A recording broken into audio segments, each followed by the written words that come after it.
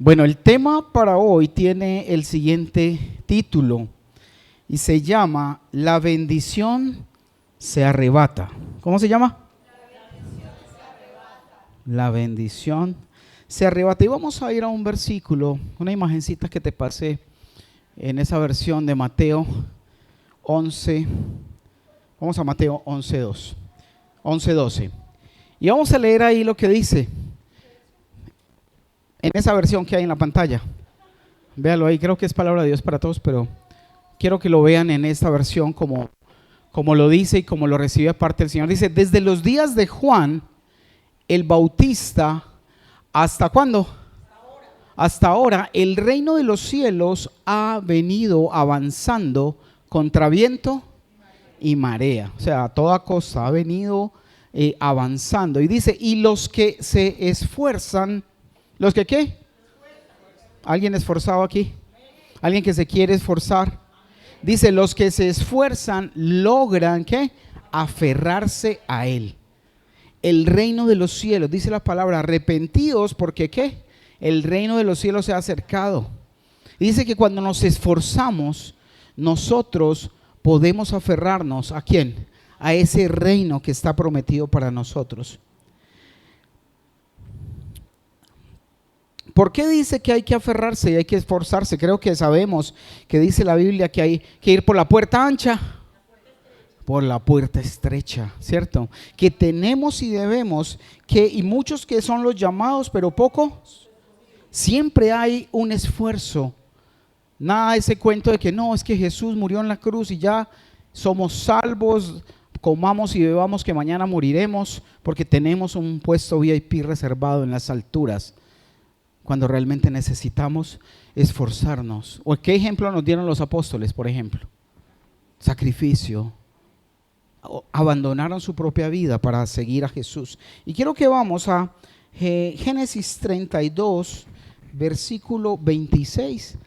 Y vamos a hablar hoy acerca de un personaje, de dos personajes, pero empezando con Jacob. Y Jacob fue alguien que arrebató la bendición de Dios, ¿o no? Y vamos al 32, versículo 26, y dice así. 32, versículo 26. Dice, luego el hombre le dijo, déjame ir, pues ya, ¿qué? Amanece. Ahí estaba Jacob. Vamos a verlo en traducción viviente, por favor. Dice, luego el hombre le dijo, déjame ir, pues ya amanece. No te dejaré ir a menos que me bendigas, le dijo Jacob. Él dice que estaba luchando con el ángel de Dios. Y dice en el 27, ¿cómo te llamas? Preguntó el hombre. Jacob, y Jacob contestó él. Preguntó el hombre, Jacob contestó él.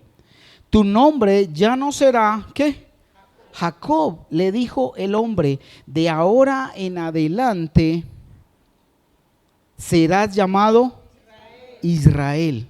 Y hay una condición o un significado de por qué llamarse Israel. Y dice, porque has luchado con Dios y con los hombres y has vencido. Y ese es un llamado para nosotros como los hijos de Israel. ¿Somos hijos de Israel o no? De la descendencia de Abraham por fe. Y dice que cuando nos llamamos Israel es porque hemos luchado con Dios, no peleado con Él, pero luchado a su lado.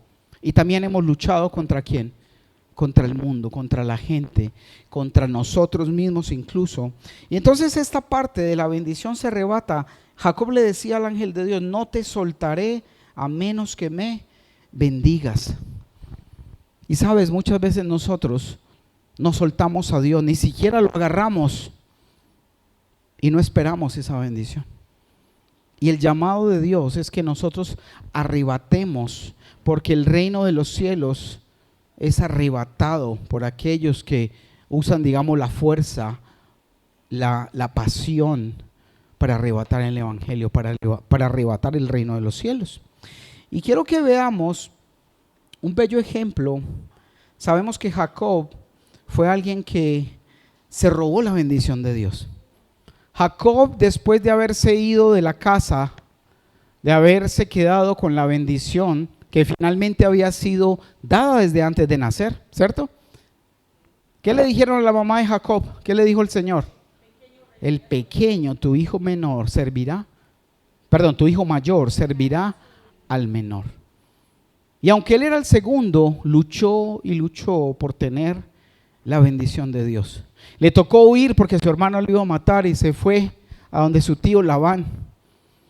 Y pasó allí ¿cuántos años? 20 años.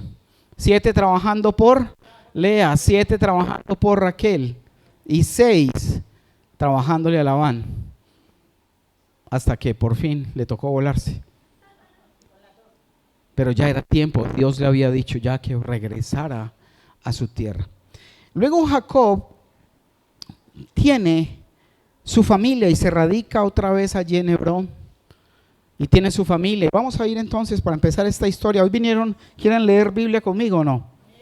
Ok, vamos entonces a Génesis 37 y vamos a leer un poquito, como en la antigüedad. Se reunían en la sinagoga a leer las escrituras. Vamos entonces desde el versículo 1. Vamos a estar muy atentos. Si usted de pronto tiene otra versión, más bien vea la pantalla en el momento para que pueda entenderlo, para que pueda conectarse y puedas recibir directamente la palabra del Señor. ¿Listo?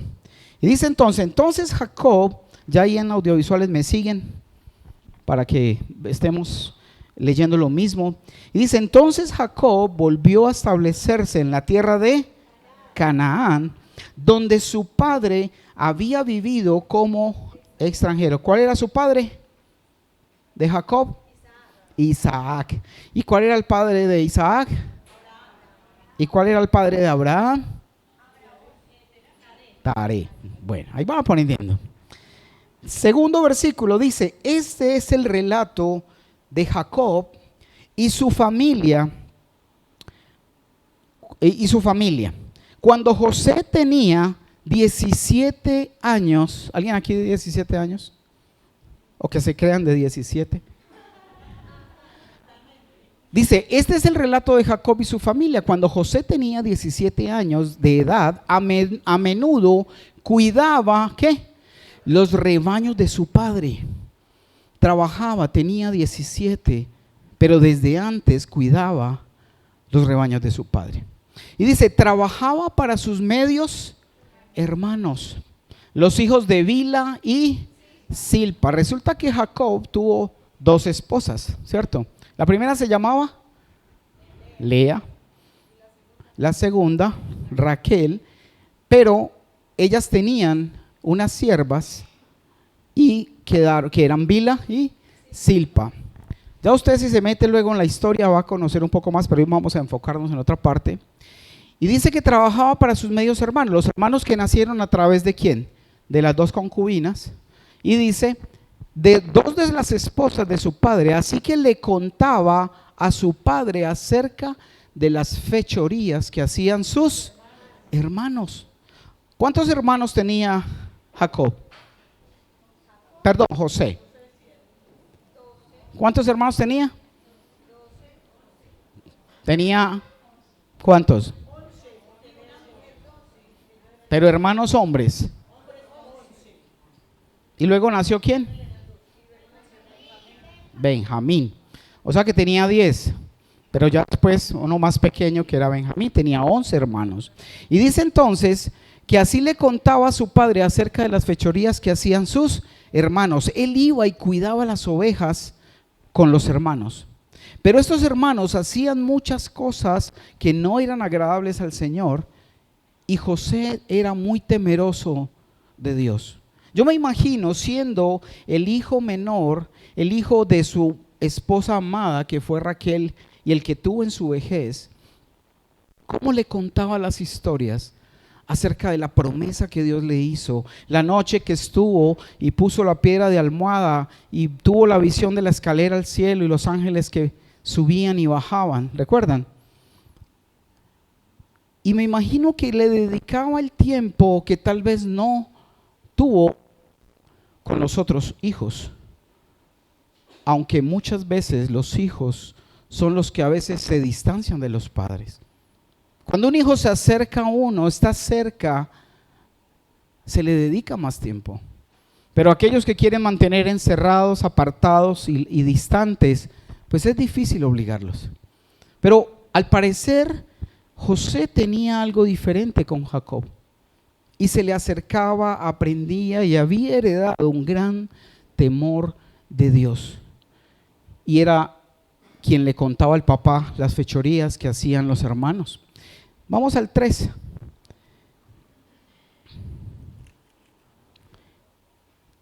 ¿Cuántos años era que tenía? Y dice en el 3, Jacob amaba a José más que ¿qué?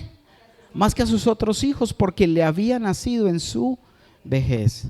Por eso un día Jacob mandó a hacer un regalo especial para José, una hermosa túnica. Y yo quiero decirte algo, y es algo muy hermoso cuando un joven que es casi un niño a los 17 años nos puede dar este ejemplo tan maravilloso que aparece en la palabra. Un ejemplo de amor, un ejemplo de obediencia, un ejemplo de entrega. Y sigamos ahí, y en esa parte del versículo 3 dice que le dio una hermosa túnica. Versículo 4, pero sus hermanos lo amaban. Lo odiaban. Qué bueno que estén conectados. Y dice, lo odiaban porque su padre lo amaba más que a ellos. Y mira lo que pasaba, no dirigían ni una sola palabra amable hacia José. Más de uno dice, ay, a mí me pasó igualito. Mis hermanos nunca me dijeron una linda palabra. Bueno, este era el caso de José. Y dice que lo odiaban, lo odiaron más que nunca. Volvamos al 4, No dirigían ni una sola palabra amable hacia José. Ni una sola palabra. Y vamos al versículo 5. Y dice, una noche José tuvo un sueño y cuando se lo contó a sus hermanos, lo odiaron más que nunca. 6. Escuchen este sueño, les dijo. Resulta que estábamos en el campo atando gavillas de grano, o sea, como manojos de grano. Y de repente mi gavilla se levantó y las gavillas de ustedes, le decía a los hermanos, se juntaron alrededor de la mía y se inclinaron ante ella. 8. Sus hermanos respondieron, ¿así que crees que serás nuestro rey? ¿No es verdad? ¿De veras piensas que reinarás sobre nosotros? Así que lo odiaron aún más debido a sus sueños y la forma en que los contaba. Número 1, lo odiaban porque el papá lo amaba. Tal vez número 2, porque le dio una túnica de colores que resaltaba, era muy bonita. Y tercero, lo odiaban porque había tenido unos sueños y él tal vez en su inocencia y su alegría de ver algo que en el momento no entendía, le compartía a sus hermanos. En ese momento, Jacob y la gente de Jacob tal vez eran por ahí unas 30 personas aproximadamente. ¿Por qué lo digo? Porque cuando Jacob fue a Egipto, a vivir a Egipto, ¿eran cuántos? Eran 65 aproximadamente. Entonces a esa época tal vez podrían ser unos 30 o 40. ¿A quién tenía José para contarle sus historias? A sus hermanos, a su familia, a sus padres. Y dice entonces, en el versículo 9, dice, al poco tiempo José tuvo otro sueño y de nuevo se lo contó a sus hermanos. Escuchen, tuve otro sueño, les dijo, el sol, la luna y 11 estrellas se inclinaban ante mí. Y los hermanos, 11, 11, o sea, mi papá, mi mamá y nosotros. Y dice en el 10, esta vez le contó el sueño a su padre, además de a sus hermanos. Pero su padre lo reprendió. ¿Qué clase de sueño es ese?, le preguntó. ¿Acaso tu madre, tus hermanos y yo llegaremos a postrarnos delante de ti? 11. Sin embargo, mientras los hermanos de José tenían celos de él, su padre estaba ¿qué? Intrigado por el significado de los sueños. 12. Poco tiempo después, los hermanos de José fueron hasta Siquem para apacentar los rebaños de su padre. La distancia entre Hebrón y Siquem era aproximadamente entre 60 y 70 kilómetros. Para ir allí, fuera caminando o en burro, se demoraban de 2 a 3 días. ¿Estaban cerca o lejos? Estaban cerca, perdón, estaban lejos. Estaban siempre lejitos. Es como que usted y yo nos vamos caminando hasta San Rafael. Más o menos ¿a quién se le apunta que nos vamos? Mañana domingo. O ahorita domingo para los que están en televisión. Y dice entonces que ellos se habían ido a apacentar los rebaños de su padre, pero se habían ido lejos, ¿cierto? ¿Hasta dónde? Hasta Siquem. Versículo 13. Cuando ya llevaban, ¿quiénes? Los hermanos, ¿cierto? Un buen tiempo allí, Jacob le dijo a José: tus hermanos están en Siquem, apacentando las ovejas. Prepárate, porque te enviaré a verlos. Hasta ese momento paremos ahí un momento. Prepárate, porque te enviaré ¿a qué? Devolvámonos un momento al versículo 4 y ahorita volvemos al 13. Pero sus hermanos lo odiaban porque su padre lo amaba más que ellos y no dirigían ni qué. Volvamos al 13. Y Jacob le dice a José: quiero que vayas donde tus hermanos, que te aman, te esperan, te necesitan. Y mira, a pesar de lo que él conocía y lo que le esperaba, cómo respondió. Y dice: prepárate, porque te enviaré a ellos. Y él dijo: no, porque no mandan a otros, que yo estoy cansado, siempre yo. ¿Dijo eso? Dijo: estoy listo para ir, respondió José. Y podemos ver en José un jovencito de 17 años. ¿Temeroso de quién? De Dios. Temeroso, respetuoso con su papá, aún con sus hermanos, porque aunque lo trataban mal, él sabía que eran mayores que él. Y vemos cómo él, a pesar de lo que le esperaba, dice: estoy listo para ir. No dijo: siempre yo, ¿por qué no mandan a otro? Siempre nos mostró y nos ha mostrado sujeción, obediencia por encima de todas las circunstancias.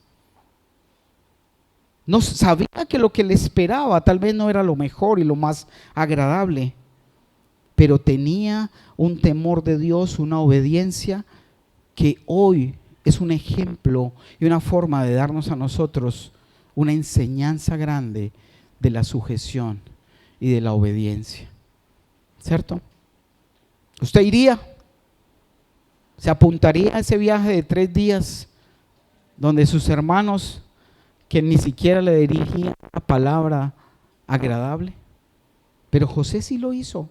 José se fue, viajó. Vamos al versículo 14. Y dice entonces: ve a ver, 14, ¿cómo están tus hermanos y los rebaños? Dijo Jacob. Luego vuelve aquí y tráeme noticias de ellos. Así que Jacob despidió a José y él viajó hasta Siquem, desde su casa en el valle de... ¿Y se fue acompañado o solo? Se fue solo. 17 años, 2 días, 3 días de camino. Tenía que amanecer, ¿dónde? ¿Dónde lo cogieron en la noche? Acampar, dormir, amanecer allí, al otro día salir. Pero ¿cuál era la confianza de José? ¿Su edad, su fortaleza, su experiencia o Dios? Era Dios. Y se fue. Y dice que viajó hasta Siquem desde su casa en el valle de Hebrón, 15. Cuando José llegó a Siquem, un hombre de esa zona lo encontró dando vueltas por el campo. ¿Qué buscas?, le preguntó. 16, busco a mis hermanos, contestó José. ¿Sabe usted dónde están apacentando sus rebaños? 17, sí, le dijo el hombre, se han ido de aquí, pero les oí decir, vayamos a Dotán. Entonces José siguió a sus hermanos hasta Dotán y allí los encontró. Tal vez más de uno, están en Dotán. No, yo me voy a ver a mi papá, está muy lejos. Él siguió buscando a sus hermanos, siguió camino y dice, siguió a sus hermanos hasta Dotán y allí los encontró. Allí los encontró. Y vamos, y dice estamos en el 17, dejámoslo hasta el 17.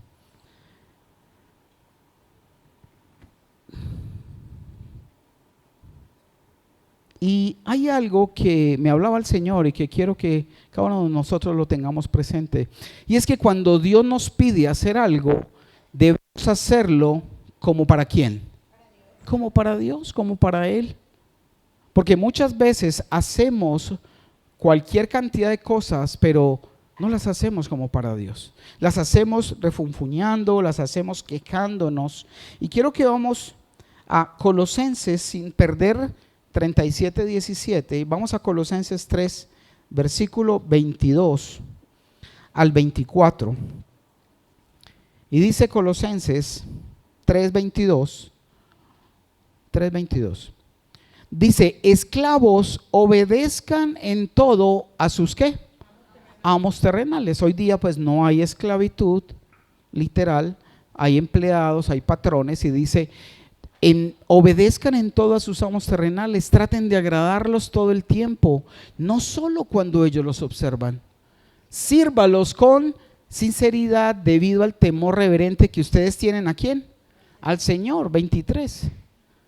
Dice, trabajen de buena gana en todo lo que hagan, como si fuera para el Señor y no para la gente. Y esa es la manera en que José actuaba y hacía todo como para quién, como para su Señor. No importaba si lo iban a tratar mal, no importaba qué le dijeran.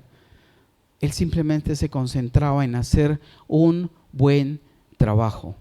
Y decía que a menudo le ayudaba a sus hermanos, conocía las labores, fue instruido directamente por su papá, copió las cosas buenas de él. Y vamos a ver otros atributos que él tenía. Vamos al 24. Y dice, recuerden que el Señor los recompensará con una herencia y que el amo a quien sirven es. O sea que cuando yo trabajo, hago algo, me dedico a alguna cosa y tengo presente que lo estoy haciendo para Dios, la recompensa ¿de quién viene? Viene de Dios. No viene del jefe, no viene de aquella persona que tal vez tú le sirves y le trabajas, sino que viene directamente de Dios. Volvamos entonces otra vez al 37, ahora vamos hasta al 18. Y dice así. Vamos a seguir ahí con la historia. Entonces, cuando los hermanos de José lo vieron acercarse, ¿cómo lo reconocieron? Además que la túnica era bien colorida, bien linda. Dijo, allá viene esta belleza. Allá viene el que se robó el amor de nuestro Padre. Dice, cuando los hermanos de José lo vieron acercarse, lo reconocieron desde lejos. Mientras llegaba, tramaron un plan para matarlo. Matar al hermano. Tremendo, ¿no? Y dice el 19, aquí viene el soñador, dijeron. Aquí viene el que sueña, el que mantiene haciéndose ilusiones. 20, vamos, matémoslo y tirémoslo en una de esas cisternas. Lo querían mucho, ¿cierto? Demasiado lo querían. Y dice, matémoslo y tirémoslo en una de esas cisternas. Podemos decirle a nuestro padre, un animal salvaje se lo comió. Entonces veremos en qué quedan sus sueños. Ellos en ese tiempo y en ese momento andaban muy enojados, celosos con José. 21. Pero cuando Rubén, que era el hijo mayor, oyó el plan, trató de salvar a José. No lo matemos, dijo. 22. ¿Para qué derramar sangre? Solo tirémosle en esta cisterna vacía. Aquí en el desierto eran como pozos, ¿sí? Profundos. Dice, tirémoslo en esta cisterna vacía aquí en el desierto. Entonces morirá sin que le pongamos una mano encima. Rubén tenía pensado rescatar ¿a quién? A José y devolverlo a su padre. Él les dio esa idea, no lo matemos, echémoslo en esta que está vacía, pero él tenía el pensado de dejarlo ahí, pero luego regresar para sacarlo y llevarlo a su padre. 23. Entonces cuando llegó José, mire todo el tiempo que tuvieron mientras lo vieron de lejos para planear. Entonces cuando llegó José, sus hermanos le quitaron la hermosa túnica que llevaba puesta. Después lo agarraron, lo tiraron en la cisterna. Resulta que la cisterna estaba vacía, no tenía nada de agua dentro. 25. Luego, justo cuando se sentaron a comer, levantaron la vista y vieron a la distancia una caravana de camellos que venía acercándose. Era un grupo de mercaderes ismaelitas que transportaban goma de resina, bálsamo y resinas aromáticas desde Galaad. ¿Hasta dónde? Hasta Egipto. ¿Y sabe más o menos cuánto era la distancia de Galaad a Egipto? Eran entre unos 300 y 400 kilómetros de distancia. Como irnos de aquí a Cali. Y no era por carreteras y autopistas, ni andando a 120. A pie de mula o a pie de mula. Caminando. Y dependiendo del terreno, dependiendo de las piedras, de todo el camino, ¿se imaginan ese camino? Y dice entonces ahí que iban de Galaad hasta Egipto. 26. Judá dijo a sus hermanos, ¿qué ganaremos con matar a nuestro hermano? Tendríamos que encubrir el crimen. En lugar de hacerle daño, vendámoslo a esos mercaderes ismaelitas. Después de todo, es nuestro hermano, de nuestra misma sangre. Así que sus hermanos se compadecieron. No, qué pesar matarlo. Más bien vendámoslo. Y dice entonces, estuvieron de acuerdo. 28. Entonces cuando se acercaron los ismaelitas, que eran mercaderes madianitas, los hermanos de José lo sacaron de la cisterna y se lo vendieron por 20 monedas de plata, y los mercaderes lo llevaron ¿a dónde? Lo llevaron a Egipto. Tiempo después, Rubén regresó para sacar a José de la cisterna. Él confiaba que lo habían dejado ahí. Se había ido a dar una vueltica. Y dijo, regresó para sacarlo de la cisterna. Cuando descubrió que José no estaba allí, se rasgó la ropa en señal de lamento. 30. Luego regresó a donde estaban sus hermanos y dijo lamentándose, el muchacho desapareció, ¿qué voy a hacer ahora? Porque claro, él era el hijo, entonces debía dar cuentas por sus hermanos y aún más por el hermano menor que sabía cuánto Jacob amaba a José. Dijo, ¿qué voy a hacer? 31. Entonces los hermanos mataron un cabrito y mojaron la túnica de José el plan, crimen perfecto, el teatro ideal. Y dice entonces en el 32, luego enviaron la hermosa túnica a su padre con el siguiente mensaje: mira lo que encontramos, esta túnica, ¿no es la de tu hijo? Ese fue el mensaje. 33, su padre la reconoció de inmediato. Sí, dijo él, es la túnica de mi hijo, seguro que algún animal salvaje se lo comió. Sin duda despedazó a José. Entonces Jacob rasgó su ropa, se vistió de tela áspera e hizo duelo por su hijo durante mucho tiempo. Toda su familia intentó consolarlo, pero él no quiso ser consolado. A menudo decía, me iré a la tumba llorando a mi hijo, y entonces sollozaba. Mientras tanto los mercaderes madianitas llegaron a Egipto y allí le vendieron a José. ¿A quién? Potifar. ¿Y quién era Potifar? Era un oficial de Faraón, rey de Egipto. Potifar era capitán de la guardia del palacio. Y vamos al 39, porque el 38 cuenta otra historia. Y en el 1 dice: cuando los mercaderes ismaelitas llevaron a José, ¿a dónde? A Egipto, lo vendieron a Potifar, un oficial egipcio, y Potifar era capitán de la guardia del Faraón, rey de Egipto. 2, el Señor estaba con, por eso tenía éxito en todo mientras servía en la casa. ¿Cuántas veces tú y yo estamos pasando por situaciones difíciles, cierto? Tal vez inesperadas, tal vez aquellas cosas que no nos imaginamos que nos sucedan. Pero sabes, Dios está con nosotros. Solo que no nos damos cuenta y decimos: no, pero es que si estuviera conmigo no me pasaría lo que me pasó. Pero solo Dios conoce el propósito que hay detrás de cada trato.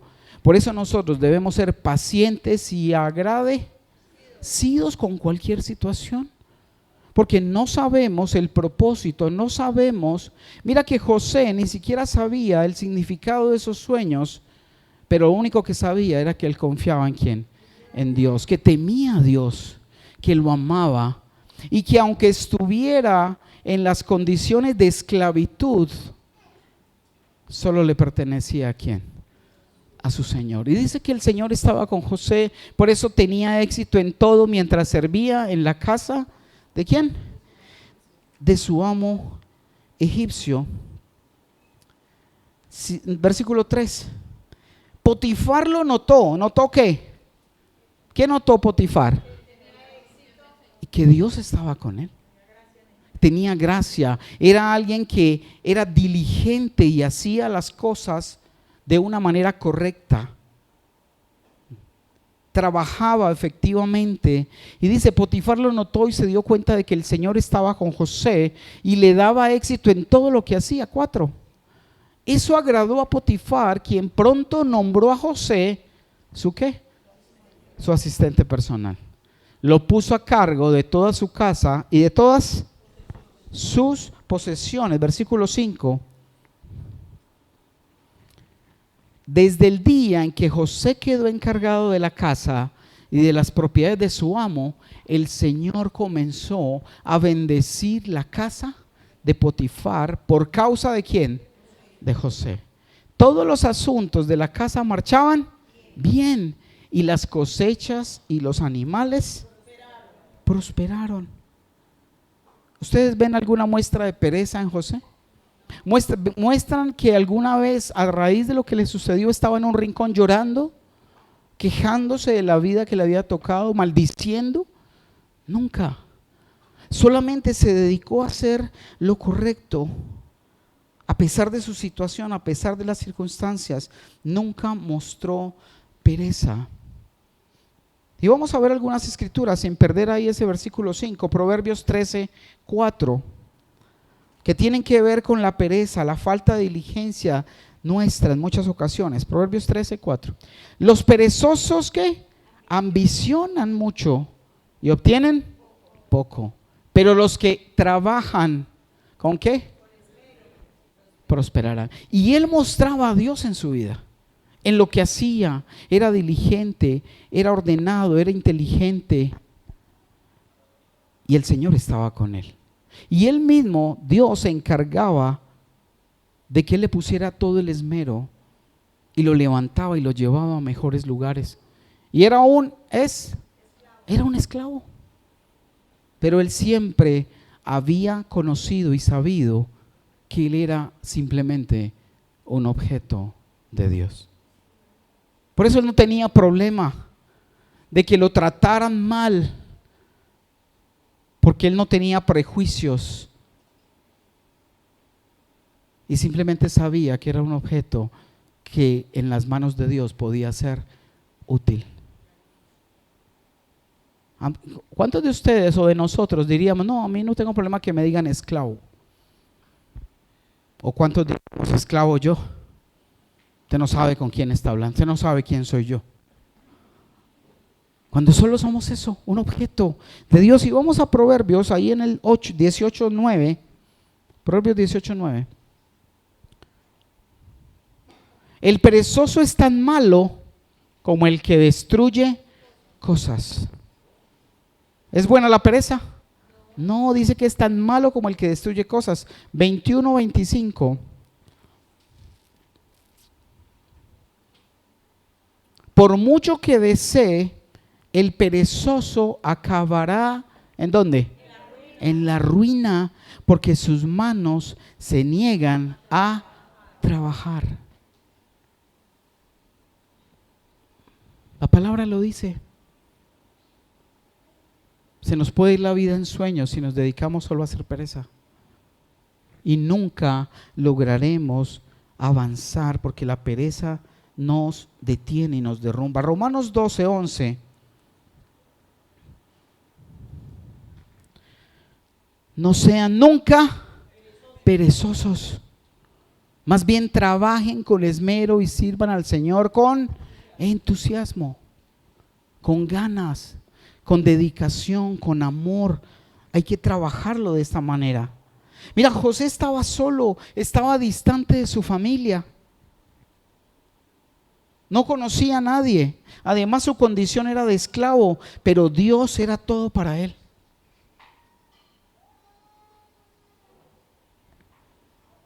Dios era todo para él. Sabía que aunque era esclavo, era solo un pedazo de barro al servicio de Dios. ¿Y sabes lo que nos falta a nosotros? Saber que somos solo un pedazo de barro, que debemos estar dispuestos para que Dios nos use en cualquier medio, en nuestra casa, en nuestra familia, en nuestro trabajo, pero que no nos las demos de muy importantes, porque realmente no lo somos. Solo el importante es Él en nuestra vida. Mira, Él se dejó humillar y solo se dedicó a dar todo lo que tenía, a ser el mejor esclavo. Era un esclavo, sí, pero ¿era quién? El mejor. Tanto así que se ganó la confianza de Potifar, lo pusieron de administrador de la casa y se humilló a sí mismo. Y vamos en el 5, volvamos a Génesis 39, ¿cierto? Y vamos en el 5. Dice, los animales prosperaron. 6. Pues Potifar le dio, versículo 6, pues Potifar le dio a José total, ¿y qué? Y completa responsabilidad administrativa sobre todas sus posesiones. ¿Será que Dios nos puede hacer diligentes? ¿Será que Dios puede hacer que ese mismo orden y perfección de Él sea algo que motive y mueva mi corazón a hacer las cosas bien, a dejar bien parado al Señor con nuestras propias conductas y actos? Y dice entonces, administrativa, responsabilidad administrativa sobre todas sus posesiones. Con José a cargo, Potifar no se preocupaba por nada, excepto que quería comer ese día o tal día, no más. Era lo único que se preocupaba. Y dice aquí en la parte final del 6, José era un joven con dos características: muy apuesto y bien fornido. Hoy en día, si tenemos una, no tenemos la otra, pero tal vez ni siquiera tenemos una de esas. Pero José era muy, y no dice apuesto, dice muy apuesto y bien fornido. Iba a sacar a alguien aquí de ejemplo, pero no encontré realmente. Entonces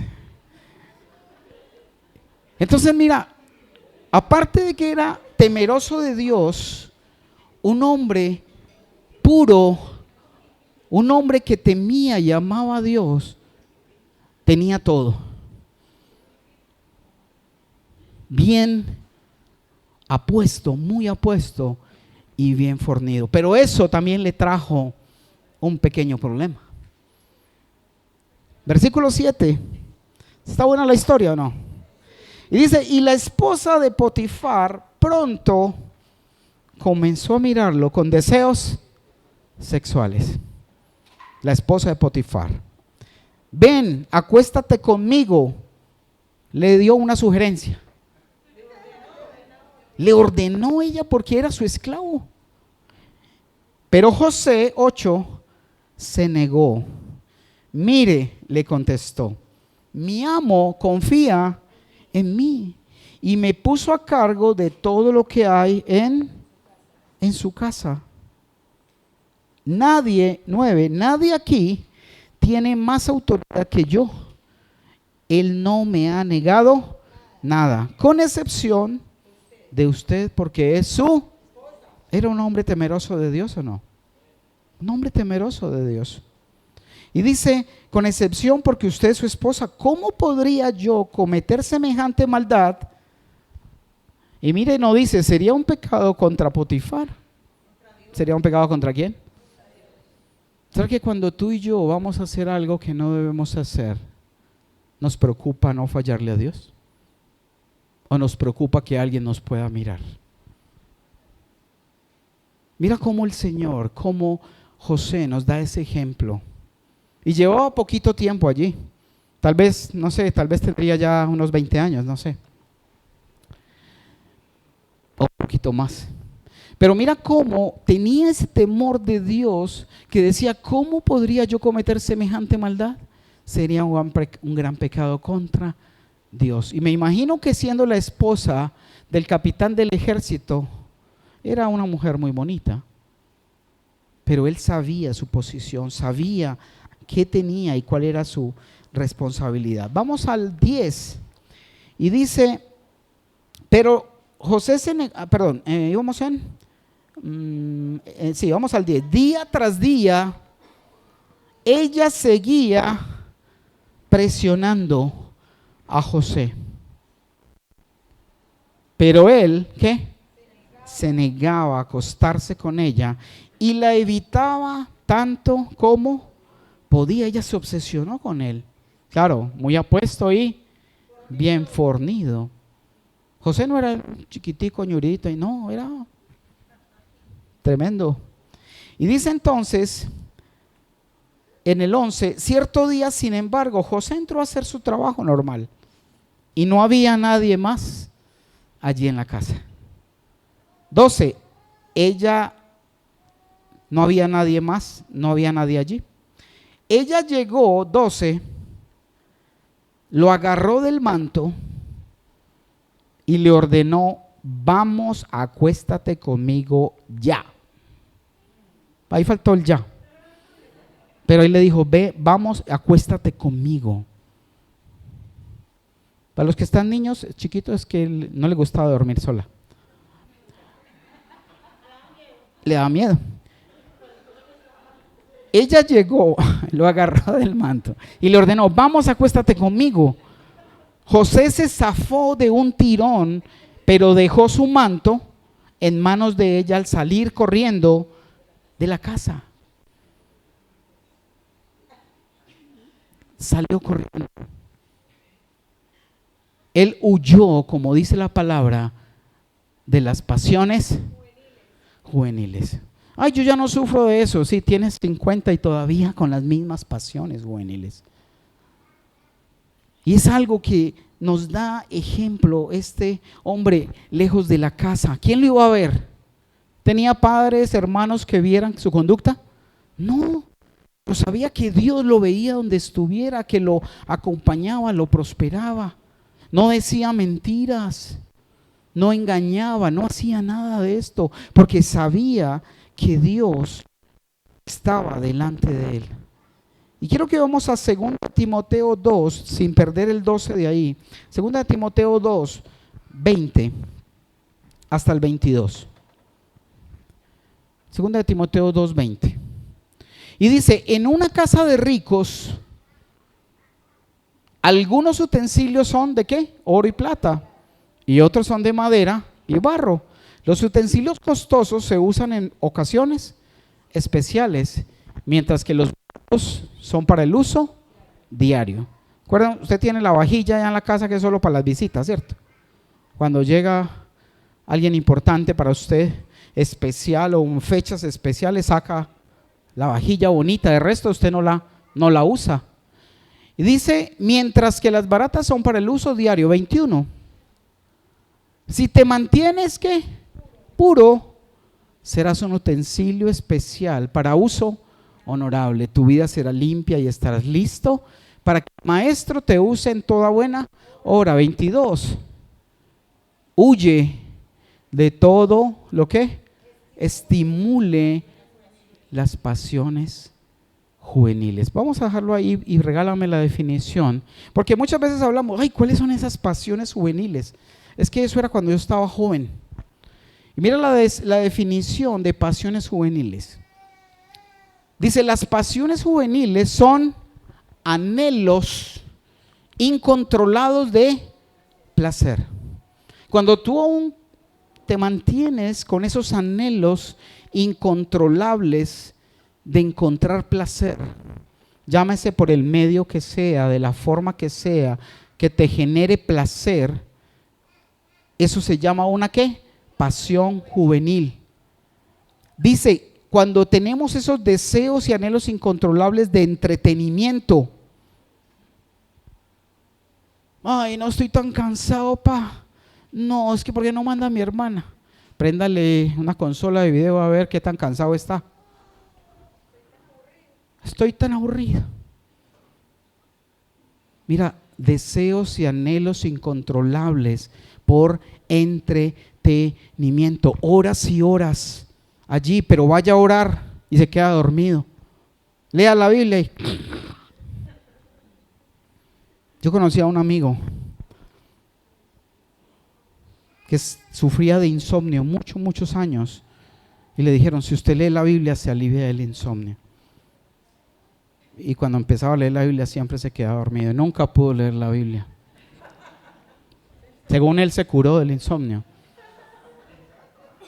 pero no avanzó en esa parte. Y dice entonces, las pasiones juveniles, anhelos incontrolados de placer, ¿qué más? Entretenimiento, de buscar la belleza, vanidad. ¿Cuánto tiempo, cuánto le inviertes? Hoy hombres también que hacen lo mismo, pero más que todas las mujeres, de estar de la belleza, un deseo incontrolable por verse bellas, hermosas, deseables, no sé. Dice belleza, prominencia, de ser importantes, de tener posesiones, de hacer riquezas, ser populares.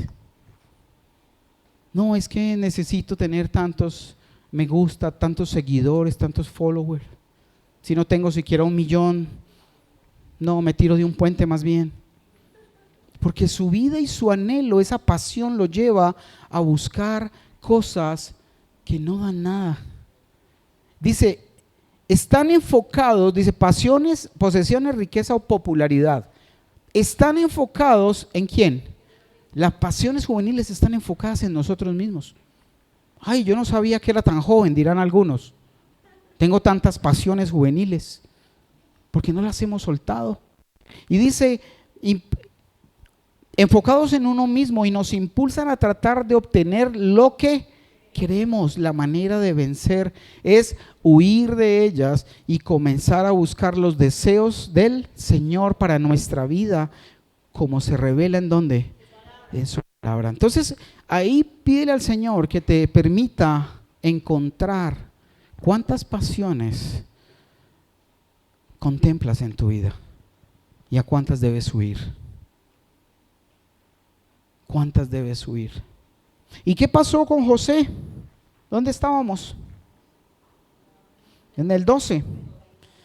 Ella llegó, lo agarró del manto y le ordenó, vamos, acuéstate conmigo. José se zafó de un tirón, pero dejó su manto en manos de ella al salir corriendo de la casa. 13. Cuando ella vio que tenía el manto en las manos y que él había oído, llamó a sus siervos. Enseguida todos los hombres llegaron corriendo. Miren, dijo ella, mi esposo ha traído aquí a este esclavo hebreo para que nos deje en ridículo. Él entró a mi cuarto para violarme, pero yo grité. 15. Cuando me oyó gritar, salió corriendo y se escapó, pero dejó su manto en mis manos. Ella se quedó con el manto hasta que su esposo regresó a la casa. 17. Luego le contó su versión de lo sucedido. Ese esclavo hebreo que trajiste a nuestra casa intentó entrar y aprovecharse de mí. Pero cuando grité salió corriendo y dejó su manto en mis manos. 19. Potifar se enfureció cuando oyó el relato de su esposa acerca de cómo José la había tratado. Entonces agarró a José y lo metió en la cárcel donde estaban los presos del rey, y José quedó. ¿Ven algún momento donde José se estaba defendiendo? Donde estaba diciendo, no, eso es una mentirosa, me intentó, ella me estaba seduciendo. No, dejó todo en manos de Dios. Y dice en el 21, pero el Señor estaba con José en la cárcel y le mostró su fiel amor. El Señor hizo que José fuera el preferido del encargado de la cárcel. ¿Por qué? Porque el Señor estaba con él. Porque siempre todo lo que hizo, lo hizo por respetar ¿a quién? A Dios. Y Él mismo es el que se encarga de promovernos, de hacernos cada día más excelentes en nuestras cosas. Y dice, era el preferido del encargado de la cárcel. 22. Poco después, el director puso a José a cargo de los demás presos y de todo lo que ocurría en la cárcel. El encargado no tenía de qué preocuparse, porque José se ocupaba de todo. El Señor estaba con él y lo prosperaba ¿en qué?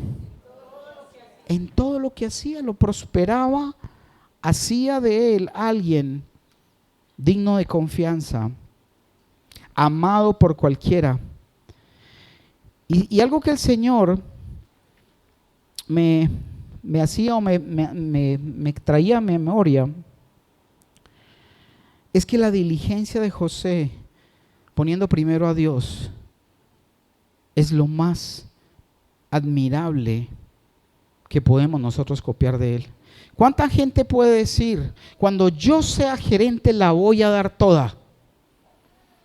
Y temo decirte que nunca la vas a dar toda y no vas a llegar a ser ningún gerente si no lo haces desde ahora. Con Dios es igual. No, cuando yo esté en cierto nivel yo la voy a dar toda. No, empieza a darla toda desde ahora. Porque Dios está contigo y quiere llevarte a otro nivel. Y mira, hay algo muy triste, y es que como somos en nuestra vida ordinaria, así es nuestra vida espiritual. El mismo desorden, la misma falta de diligencia, la misma pereza, así es el reflejo de nuestra vida espiritual, tal cual. Entonces hay que enfocarnos, trabajar y pedirle a nuestro Señor de que nos haga diferentes. Lucas 14, 7, y con ese terminamos. 7 al 11, Lucas 14. ¿Les gustó la historia? En estos días seguimos de ahí para adelante, que ya tienen un avance en otras cosas importantes que siguió haciendo y nos dio ejemplo. Dice, cuando Jesús vio que todos los invitados a la cena trataban de sentarse en los lugares de honor cerca de la cabecera de la mesa. ¿Saben cuál es la cabecera de la mesa? ¿Ah? ¿Cuál es? Las esquinas, las mesas largas, la cabecera son los extremos. Entonces dice, cuando Jesús vio que todos los invitados a la cena trataban de sentarse en los lugares de honor cerca de la cabecera de la mesa, les dio el siguiente consejo. Cuando te inviten a una fiesta de bodas, por ahí va a haber una, ¿cierta? ¿No? Cuando te inviten a una fiesta de bodas, no te sientes en el lugar de honor. ¿Qué pasaría si invitaran a alguien más distinguido que tú? El anfitrión vendría y te diría, cédele tu asiento a esta persona. Tú te sentirías avergonzado y tendrías que sentarte en cualquier otro lugar que haya quedado libre al final de la mesa. Más bien ocupa el lugar más humilde al final de la mesa. Entonces cuando el anfitrión te vea, vendrá y te dirá, amigo, tenemos un lugar mejor para ti. Entonces serás honrado delante de todos los demás invitados. 11, y con ese cerramos. Pues aquellos que se exaltan, ¿a quién? A sí mismos, serán humillados. Y los que se humillan a sí mismos serán ¿qué? Exaltados. Mira, no te preocupes, porque entre más nos humillemos, entre más guardemos silencio como José, entre más soportemos, pero de corazón. Usted se puede quedar callado, pero por dentro. Eso no es quedarse callado. Es que su corazón se quede callado y que su corazón pueda simplemente acatar aquello que sucede. Ser diligente, no a la pereza. Ser diligente en la búsqueda de Dios, en nuestra responsabilidad. Ser humilde sobre todo. Que si alguien te dice algo y tal vez no tiene la razón, no importa, calla. Que tal vez Dios ponga en el corazón de esa persona el corregir y tal vez después te diga, perdóname porque te dije cosas que no debí haberte dicho. Y José lo hizo. Jesús lo hizo. Abofeteado, humillado, escupido y no pronunció palabra. Ponte en pie, vamos a orar. Padre Santo, oh Dios, te damos gracias. Gracias, Señor, porque a través de estos patriarcas nuestros, Señor, de este pueblo de Israel al que tú nos has llamado, Señor, nos das el mejor ejemplo, Dios. El ejemplo de la prudencia, el ejemplo de la diligencia, del temor a ti, de la obediencia, la sujeción. Y dile, Señor, enséñame a mostrarte, Señor, en todas las áreas. Así como José, siendo esclavo, fue el mejor esclavo, en nuestra condición que no es diferente, queremos ser los mejores, Señor. Padre, gracias. Gracias, Señor, por tu amor, por tu misericordia, por tu perdón, oh Dios. Dale ahí gracias al Señor por aquello que te ha mostrado, te ha indicado. Y pídele perdón si has estado actuando de la manera incorrecta, porque Él tiene misericordia de nosotros. Pídele perdón y toma la decisión de apartarte de esas pasiones juveniles que lo único que hacen es llevarnos a la perdición. No sé cuál de esas, todas las que se nombraron, sea la que más daño te hace, o todas tal vez, pero dile, Señor, debo tomar la decisión de apartarme. No le haga promesas, simplemente decida cumplirlos, porque cuando le prometemos a Dios algo y no cumplimos, ya pecamos. Padre, te damos gracias por este tiempo. Gracias, Señor, por tu iglesia, por tu mensaje. En el nombre poderoso de Cristo Jesús. Amén.